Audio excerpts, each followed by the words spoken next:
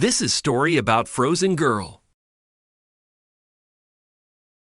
Jean Hilliard, just 19, is driving home from a friend's house in the little village of Limbe in the winter of 1980. She takes a shortcut and enters an icy, slippery intersection. She loses control of the rear-wheel drive automobile on a dark road, and it falls into a ditch. There is also a strong frost that night. When Jean exits the car, her sole clothing is a thin winter coat, mittens, and cowboy boots. When compared to a freezer, the air is substantially colder. When she climbs a high hill and realizes she's chosen the wrong path, Jean, who is certain that her buddy lives nearby, walks that way. It appears that she is lost. After a few more kilometers of wandering, the girl sees her other friend's house in the distance and travels there before everything goes black. Jean becomes unconscious. The following day, when rancher Wally Nelson leaves his house, he sees the body of Jean Hilliard lying a short distance from his porch. He approaches the girl and is horrified to see that her body is rigid and cold like frozen wood, and that her eyes are open, but remain motionless. It is the holiday season, and there is a winter fairy tale outside the window. She appears to be dead since her hair is frozen, but Wally notices that she is still breathing. Jean has been able to endure. Wally tries to put the girl in his vehicle to take her to the doctor, but she feels like a statue and can't fit into the car. Wally gets a bigger car and goes to the hospital as quickly as he can. The doctors take Jean, but they don't believe she has a chance of surviving. No needle can get through her hand because it is so frozen and stiff. Emergency mode is the cause of the person's glassy eyes and their stone-hard muscles. Her skin and muscles don't respond to anything since her body has channeled all the blood to her important organs to guarantee their proper functioning, which is why other areas of her body appear so dead.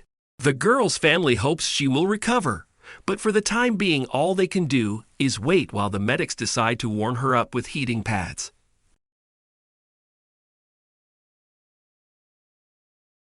When you fill a small bottle with water and place it in the freezer for a few hours, you'll notice that the bottle appears to have expanded or even cracked due to the increased volume of the liquid.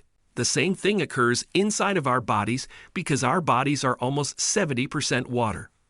When water freezes, its particles turn into ice crystals and tear cell membranes. Ice fragments can stretch and deform the skin. How could her body survive at the hospital after suffering such harm? Physicians are delighted to see Jean improve. Surprisingly, ice crystals haven't injured her muscles or skin as warm blood flows through the frozen veins and revives the child's body. A few hours later, the girl regains consciousness, and by lunchtime, she has begun speaking. The thing that bothers Jean the most at the moment is that her father's car may be in a ditch someplace.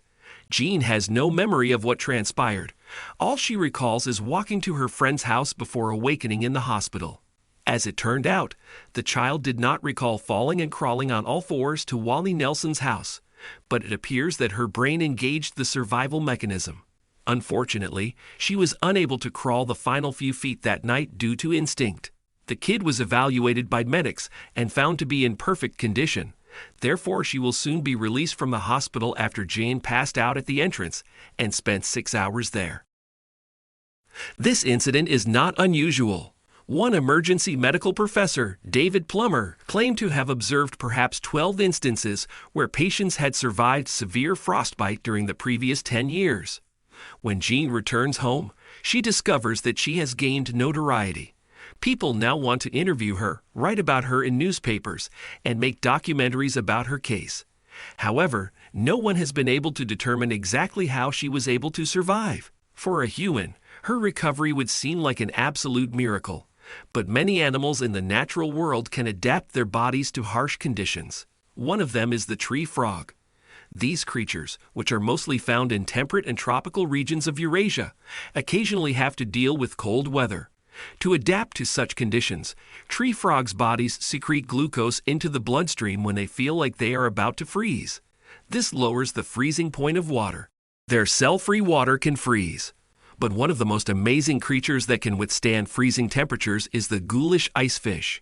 It's transparent and somewhat resembling a jellyfish, and it swims in the dark, cold waters of Antarctica. The ghoulish ice fish feels comfortable there because of the antifreeze in its body, and when it gets warmer, the blood fills its body and puts all its muscles in motion.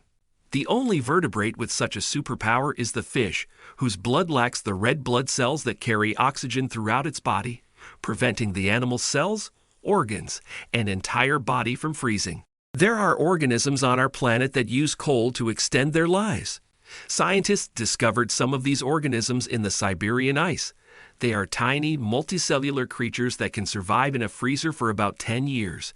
But the Siberian worms were about 24,000 years old.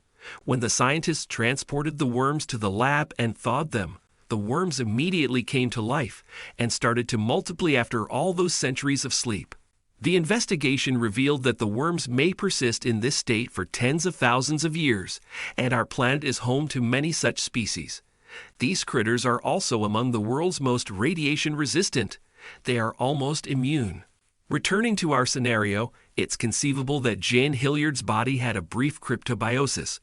Possibly there was some non-freezing liquid in the girl's blood, but no one is certain at this time. She now works an average job and hardly remembers that day. Further study on this subject may enable researchers to develop unique medications that are beneficial under sub-freezing conditions. Imagine being able to go outside without fear in the winter while wearing only a t-shirt and shorts. Although it could seem hot inside in a dream, winter coat makers would obviously never permit it in reality. Steam would be streaming off your body, the ice under your feet would be melting, and you'd feel warm. That's it for today. So if you satisfied your curiosity, please like and share the video with your friends. If not, check out these other videos for more information.